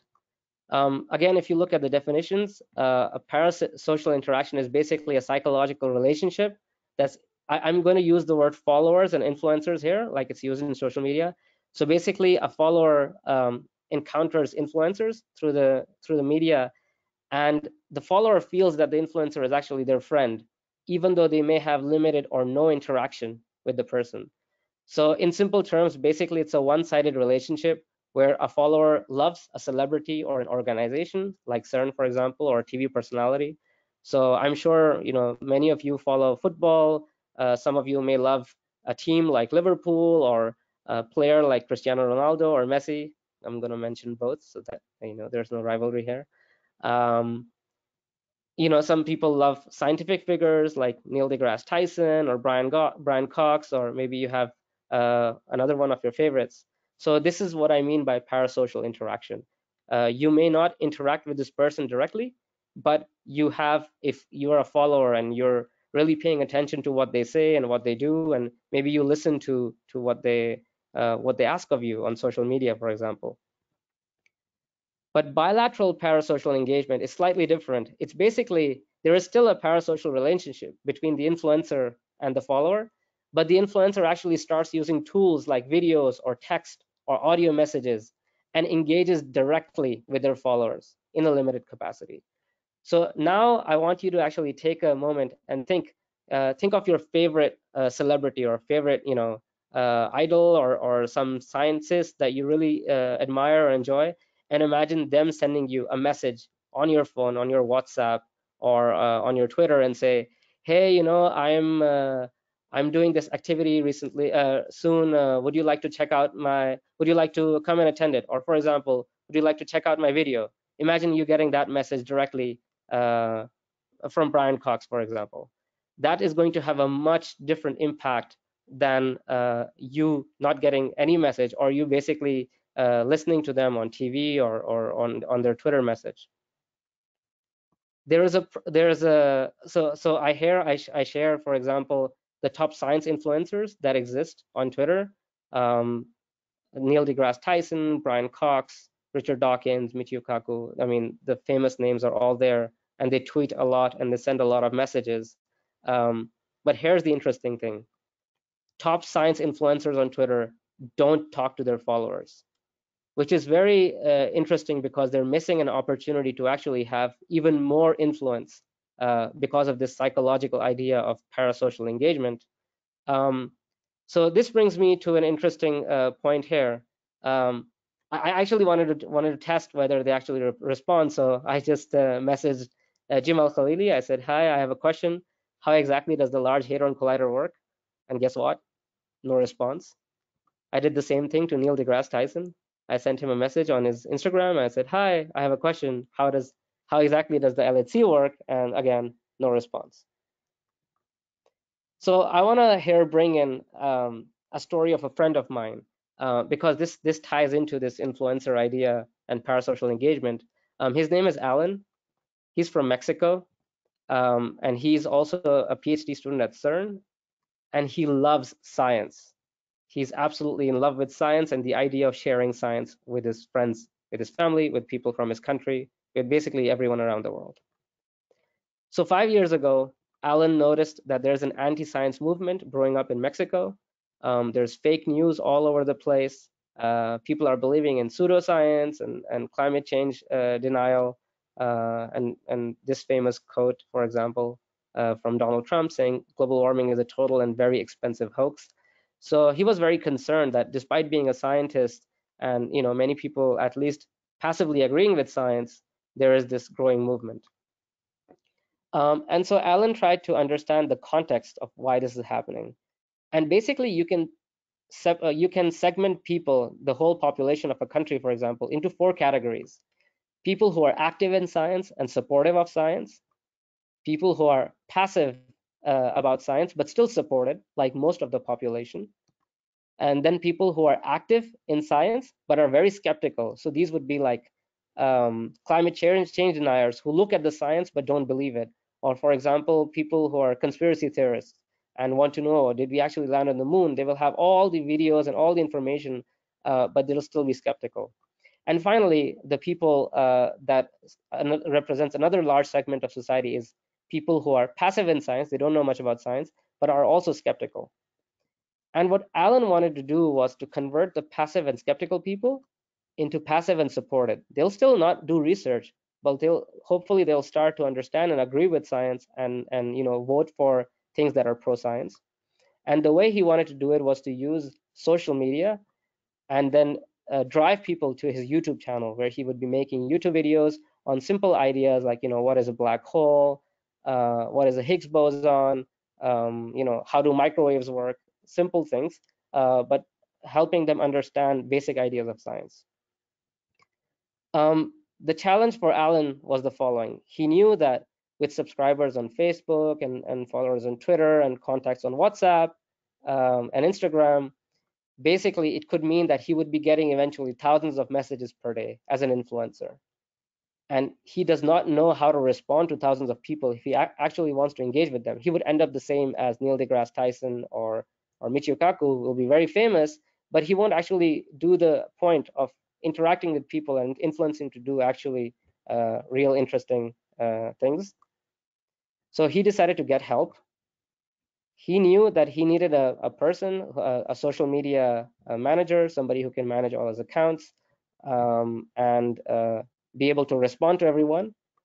And so he actually approached Daphne. And Daphne is an interesting story. So Daphne believes in working smarter, not harder. And Daphne follows 4 key principles. First is that most people write similar comments and ask similar questions on social media. So, for example, Alan would be getting messages like, oh, how did you end up at CERN? Or, how does the standard model work? Or what is a top quark? So he can actually save these responses and use them repeatedly.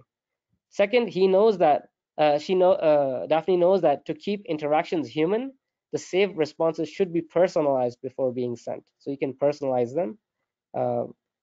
Thirdly, to keep conversations natural, the saved responses should be interspersed with natural language. So for example, if Alan gets a question that he does not have a saved response to, he can just write it down and answer it. There's no big deal.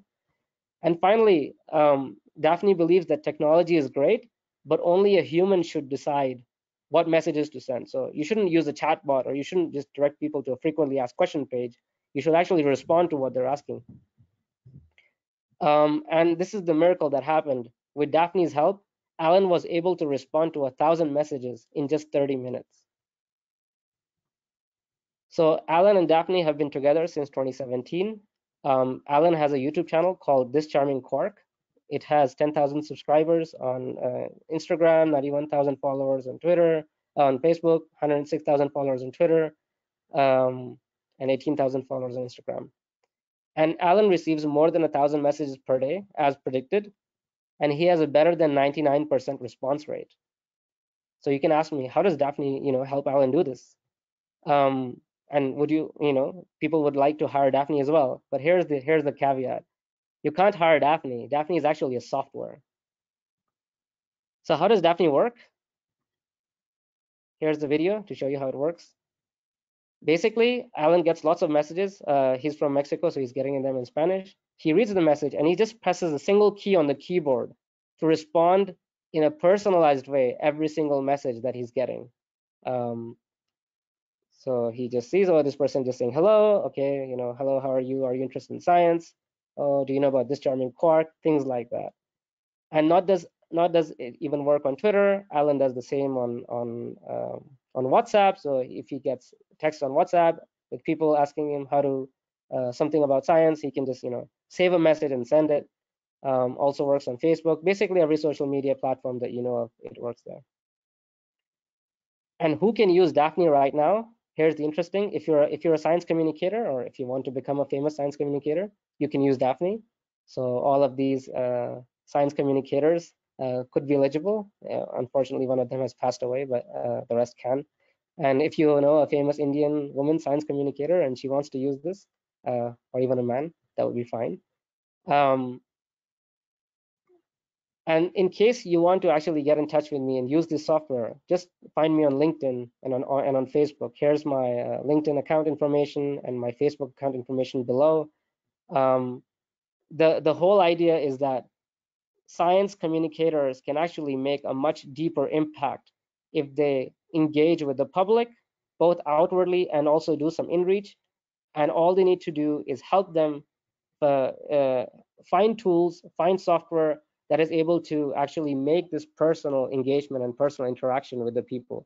Because just putting a Facebook post and just sharing some photos and just making a video is not going to go that far. You can actually do one step ahead and have one-on-one bilateral engagement with people.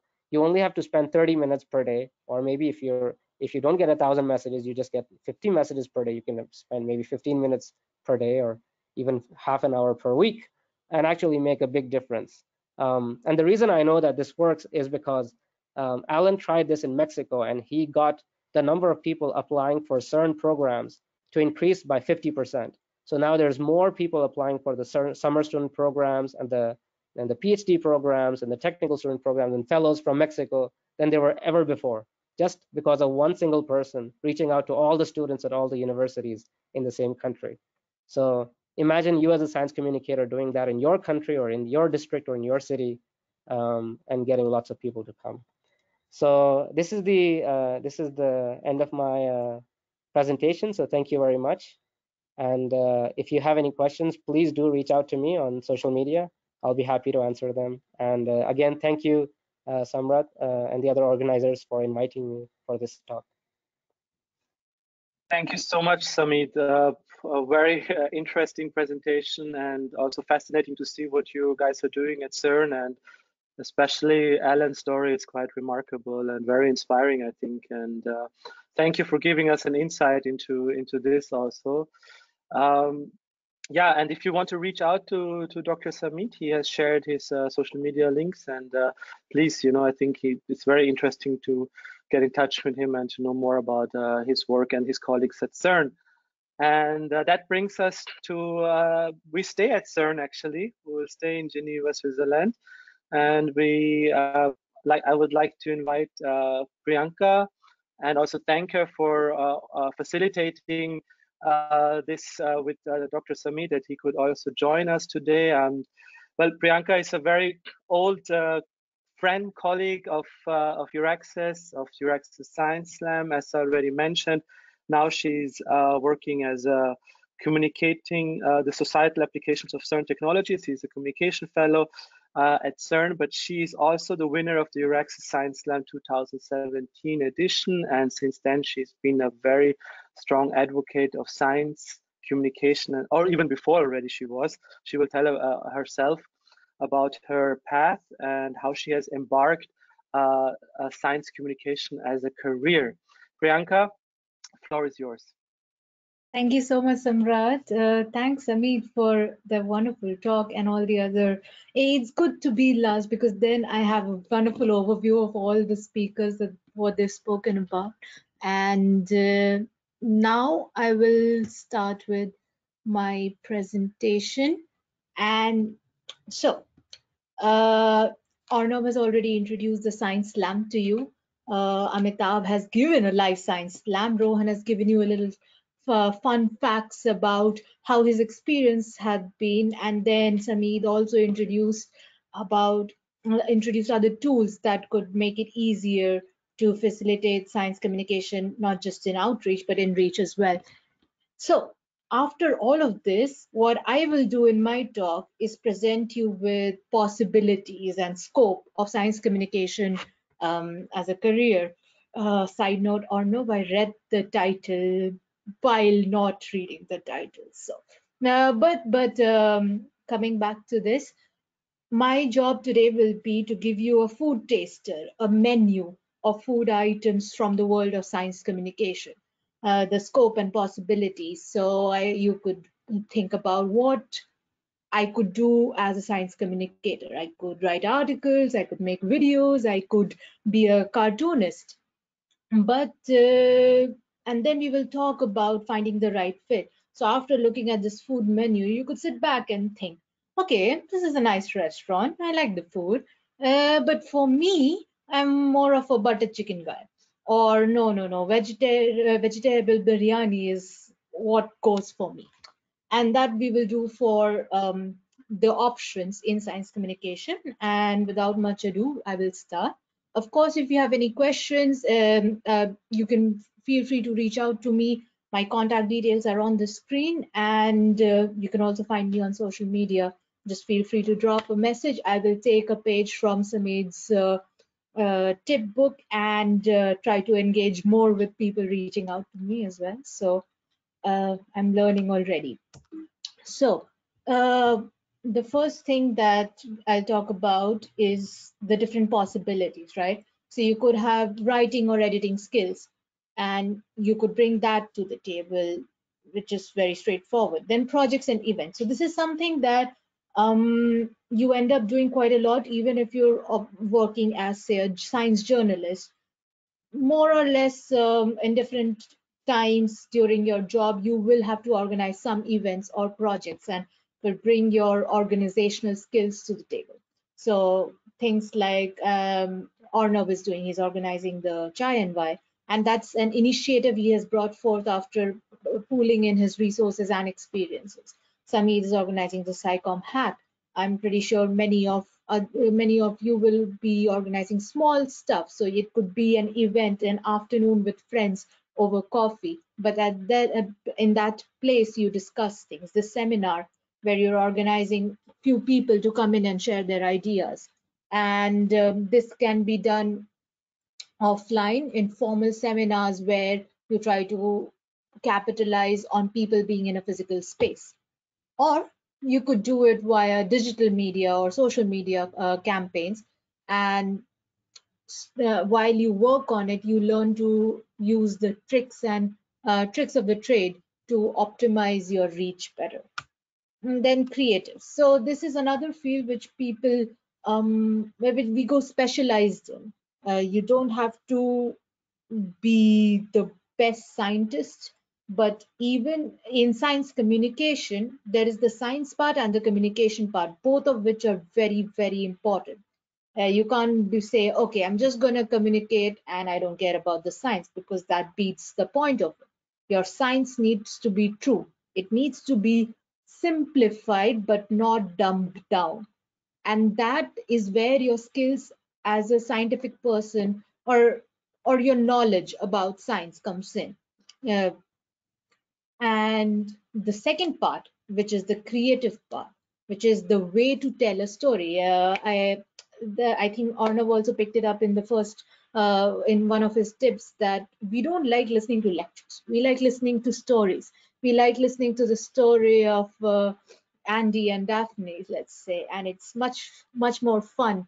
I think one of the science slammers earlier did a talk about lithium-ion batteries, and the way he did it was by telling the story of Kal Ho Na Ho and replacing the actors Shah Rukh Khan and Preeti Zinta with the lithium-ion batteries and talking about molecules. So it's always interesting to get the creative side, brainstorm how you will say it, and it can be just with a brilliant idea, a script, or it can be your audio and video editing skills. It could be that you're a wonderful illustrator and you can just speak with your graphics.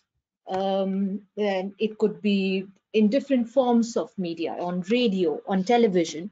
You could have a wonderful podcast. There's, I think, Radio Lab and other many interesting science podcasts as well. And then TV. So the documentaries that you see on, say, Discovery Channel or Nat Geo, or there are millions of YouTubers, not millions of YouTube followings, but there are quite a few good YouTubers who are doing a lot of nice work. Vsauce, I think Everyday Physics is Physics Girl, and there are people who are talking about science in such an interesting way, which is not only interesting to people who are from science backgrounds, but which makes it accessible to people who might not understand or might not come from very scientific backgrounds, but see science as something that they can interact and engage with. And finally, this policy and research, and that's also a very important part, and that's a way you can make yourself useful to science communication, which is not just being on the front end communicating science, but making the policy decisions on, say, at your organization or at a research institute or at a bigger public forum or public decision body, where you talk about why science communication is necessary, or advocate for resources and investments being made available for creating opportunities in science communication. And research, as the name says, it's research in science communication. So the next step is, I thought, instead of trying to pick each of these fields, writing, research, and talking about it, I would use my life as an example and my life story and talk about how I have made the transition into science communication as a career.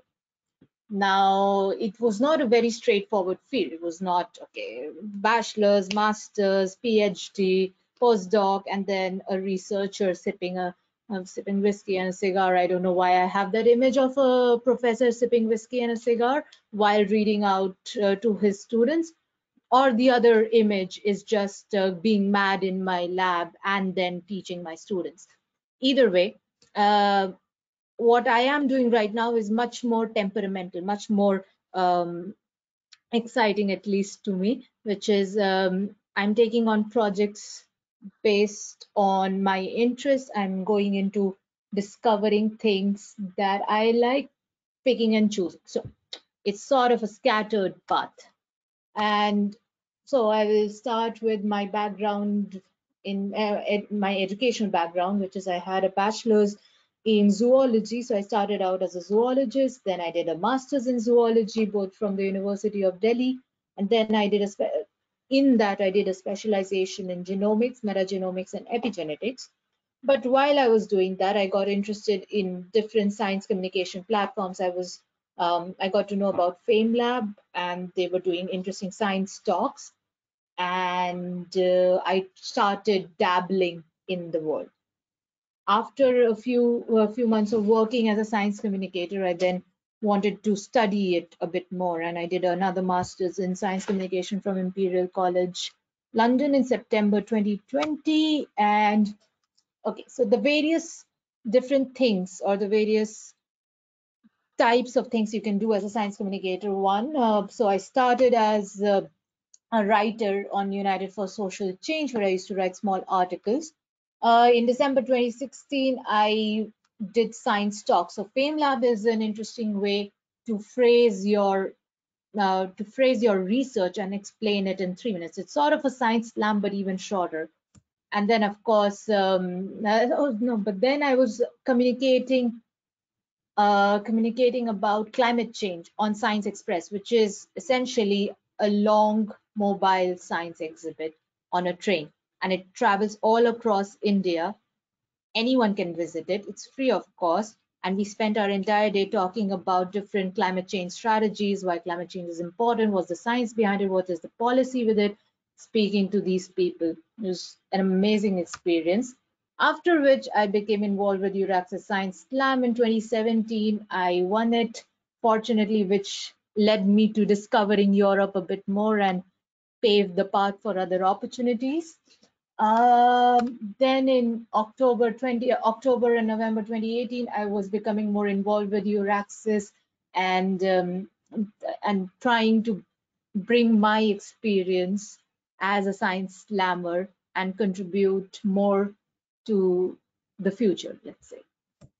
Then I was working as a formal science communicator at Vikram Sarabhai Community Science Center in Gujarat, and they have many outreach activities, which one of which is the mobile science lab on which I was working, and it was a van that carried a whole practical science lab with it. And we took it to more than 100 schools in Gujarat, in Dahod, Narmada, and other districts, and we held workshops doing science experiments from physics, chemistry, biology, and mathematics in a more fun and engaging way, so that it's not just the rote learning that we are taught in books, that okay, chemistry formulas, just ratify or just remember the mug up the chemistry formulas and you're done. We were actually doing the experiments that showed the practical applications in an attempt to create a bond with the knowledge, a dialogue with the knowledge. Finally, I was doing a small short science communication internship at the Royal Zoological Society of Antwerp, which was very fun because that meant I was just working at a zoo and getting to interact with amazing animals and getting to know the science behind it. So for a zoologist like me, it was quite fun. I did some small workshops and then sessions. I conducted some workshops and sessions while I was studying for my master's in London. So I did some work with 1001 inventions in the Royal Society of Chemistry. Then I did some workshops in Museum of London for kids. Then I was a tutor at King's College London, student tutor at King's College London for a science communication course that they launched. I was also the editor of iScience magazine at the Imperial College. And then my few internships were at UCLQ, which is University College London Quantum Science, and then at FEMS, which is in Netherlands, and it's European Federation of Microbiological Sciences. But my tasks essentially spanned from a range of writing, organizing events, social media campaigns, and design work for these social media campaigns. Currently, I am at CERN and expanding my role on all of these things, writing, internal communication. So it involves a lot of this in reach as well that Samit was speaking about increasing awareness about the science technologies inside CERN itself, but also amongst other networks. So the work styles, just to give you a brief overview, a brief visual aid. So it could be something illustrative as well. It could be designs or posters or infographics that you see on the left, or cartoons, or just simply poster designs. And you could be useful in creating those. Or the second part is just writing. So these are some of the articles that I had written previously, and you could bring it's different styles that you can involve yourself in science communication. Now, the question that you should be asking yourself is, how can I help you? Or which translates to, how do you fit in it? Are your writing needs which will bring information to, which will help you become part of the science communication field? Is it your research skills? So for example, documentaries, when you watch these science documentaries, not everyone is filming or directing. There is a special dedicated team that goes out and does the research first. So to get the science right, to get the methodology right. And then it goes to the writing team, the scripting team, the storyboarding team. Then it goes to the filming team and the directing team. So you can find your place. And finally, how to get to the point where you know where you fit. Some of the things that I did was, one, get on all the lists. So there are many mailing lists, there are social media networks, of course. Feel free to write to me later and I can suggest you some, but one that comes to mind right now is the SciComm mailing list, which is PSCICOMM mailing list, and they have a lot of opportunities that they keep hearing about and that they keep sending out, and it's essentially a network where you get to know what different kinds of activities are out there. Then you review these jobs, you see what eligibility is required for these jobs, and you start backwards. So if I see for the post of, say, science communicator at the Science Gallery in Bangalore, what is required? I require, say, communication experience. So what now I will do is I will start out trying to get this communication experience. I will try to develop the skills that I need for this job. There are a lot of courses available freely, or not freely, but more accessibly on Coursera or Udemy or online platforms, which will really help you build your skills. And then the other way is to participate. Just go out, try. Active participation can be really, really beneficial. This seminar, for example, workshops or other competitions, which is the EURAXESS Science Slam, in which you can participate, because it's not just to win, the whole journey is a win in itself, because you get to know knowledge, you get to win knowledge, you get to communicate and build on ideas, and that's the aim, the main aim, let's say. And finally, be on the lookout. So research or scholarships or fundings. And I think EURAXESS has a portal where they have a lot of information about the latest opportunities in the Euro-India sphere. But you can also look at other portals where you can keep an alert on for those, let's say. So we went over the scope and the possibilities. Then I basically showed you my path to science communication and what I'm doing. What that says, I think, is that there are many ways you can get involved in science communication. You just have to find what's right for you. And I think a lot of people said this before. If you need help finding the right fit for yourself, of course, do the research, but always reach out to other people. We've gone through a lot in our lives and we know the struggle, so we are always there to help you with it. And if you ask, I'm sure there are plenty of people around to tell their stories, help you with it. And thank you. So these are my details, and I now hand over to Samrat to finish or to bring an end to this nice webinar. Thank you. Thank you so much, Priyanka. Wonderful presentation, and also fascinating to see your journey. And in your young age already, you have really accomplished a lot, and it's very inspiring, of course, for those who are interested to embark on a science communication career. And as Priyanka said, like, we are all here for you guys. If you really want to participate in the Science Slam, you can also, and have some more questions about that, you can like drop a line to us at india@euraxess.net. And also, of course, Priyanka and Arnab and have shared also their details, and we will also make the recording of this webinar available to you, and also the presentation. So let me bring all the speakers back on the screen, those who are still with us. So Arnab is here. I don't know if Amitabh or Samit are still with us. I see Amitabh. Maybe he can also come back for a second, but I would also like to ask Arnab to say a few concluding words. No, it's been absolutely fascinating to see how this communication workshop is actually a EURAXESS workshop happening from both, not just India, but Europe. Now we have Germany and Switzerland. I mean, it was a really nice international experience for everyone, I hope. And it's just amazing how technology can help us communicate. And I think we must use all these opportunities that we have to link up with each other and make the world a slightly better place. And I think the beauty of science is everybody likes to talk about what they're doing. It's just that people need to be given these opportunities. And all those who are watching, please participate in the Science Slam. It's actually not very difficult at all. You don't have to make a professional video. All you need is a mobile phone, which I think now all of you have. All of you are excited about what you are doing. Just make a short 3-minute, 5-minute, whatever. I think it's 3-minute. What are we looking for? 5 minutes. I'm not sure. It's probably 5 minutes is what they can do. 5, yeah. So it's not even, it doesn't have to be 5 minutes. If you can tell us what you're doing in 3 minutes, that's fine. We'll still look at it. Just don't send us a 15-minute video. Don't worry if it's 5 minutes, 1 second or something. We don't need you to do any high-tech editing. Just send us a video and make it fun. I'm sure you like what you're doing. Share that excitement with us. That's what we're looking for.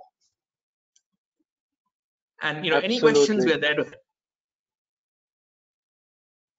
Thank you so much, Arnab, for this very nice and enthusiastic concluding words. And once again, Priyanka, thanks for being there always for EURAXESS and the Science Slam. Same goes for Arnab. Like, the two of you are the backbones of this competition, and it's more than a competition. It's really a very nice experience. And so please, guys out there, now join. The deadline is 3rd of October, so you still have some weeks time. And if you need any advice or help from us, we're always there. So with this, I'd like to conclude and thank everyone for joining, and we'll see you hopefully soon, all of you, or get your videos, waiting for that. Okay? Yeah. Bye, okay. everyone. Bye. Bye. Bye-bye.